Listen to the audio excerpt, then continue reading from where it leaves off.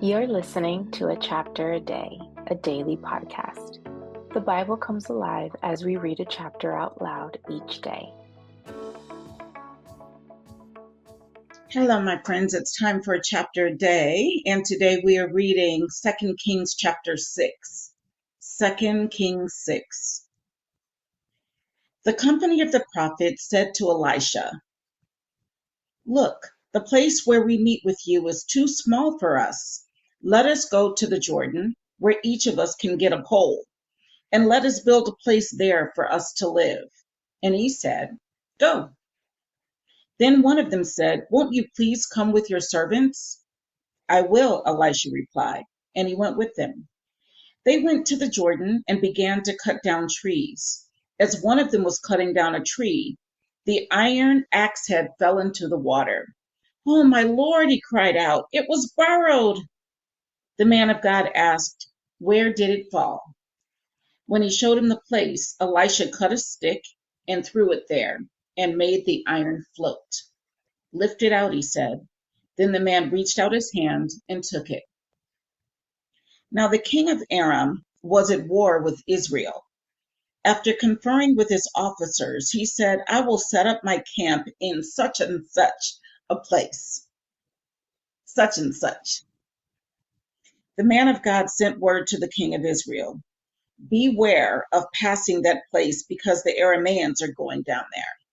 So the king of Israel checked on the place indicated by the man of God. Time and again, Elisha warned the king so that he was on his guard in such places. This enraged the king of Aram.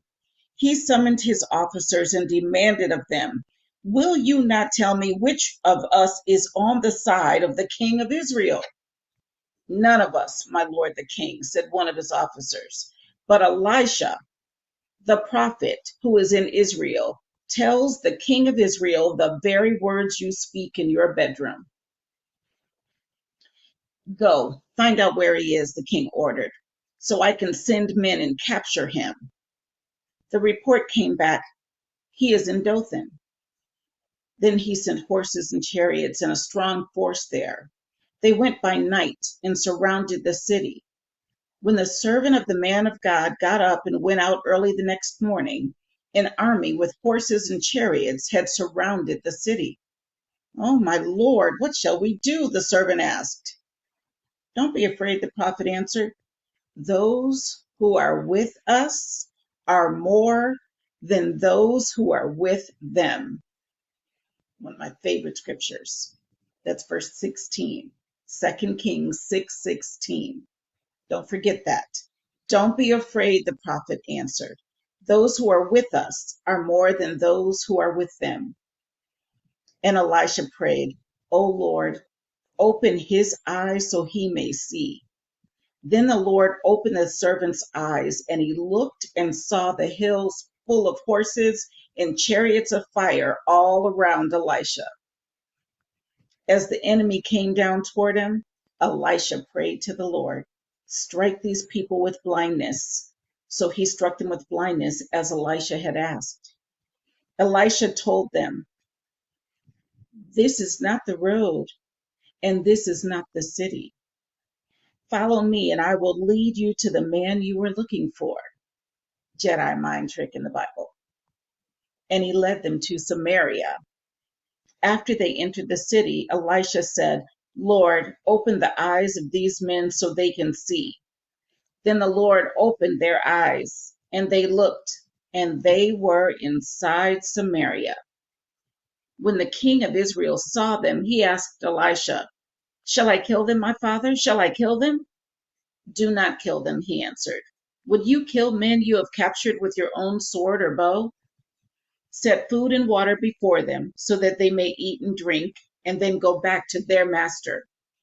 So he prepared a great feast for them, and after they had finished eating and drinking, he sent them away, and they returned to their master. So the bands from Aram stopped raiding Israel's territory.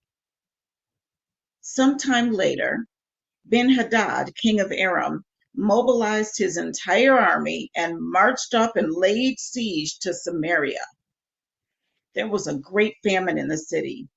The siege lasted so long that a donkey's head sold for 80 shekels of silver, and a quarter of a cab of seed pods for 5 shekels. As the king of Israel was passing by on the wall, a woman cried to him, "Help me, my lord the king." The king replied, "If the Lord does not help you, where can I get help for you? From the threshing floor? From the winepress?" Then he asked her, "What's the matter?" She answered, This woman said to me, 'Give up your son so we may eat him today, and tomorrow we'll eat my son.'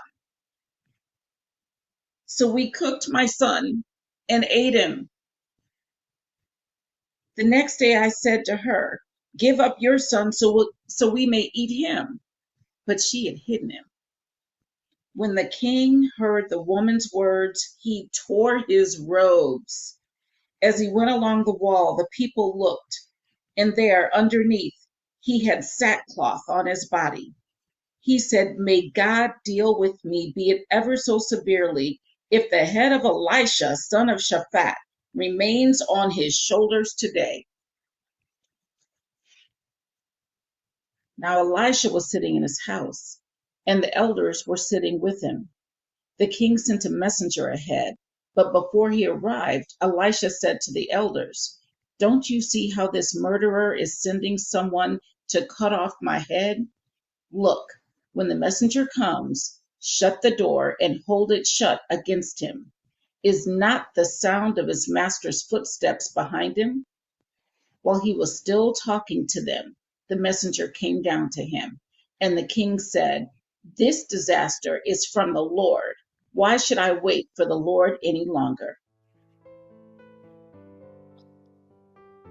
I can hardly wait to see what happens in chapter 7.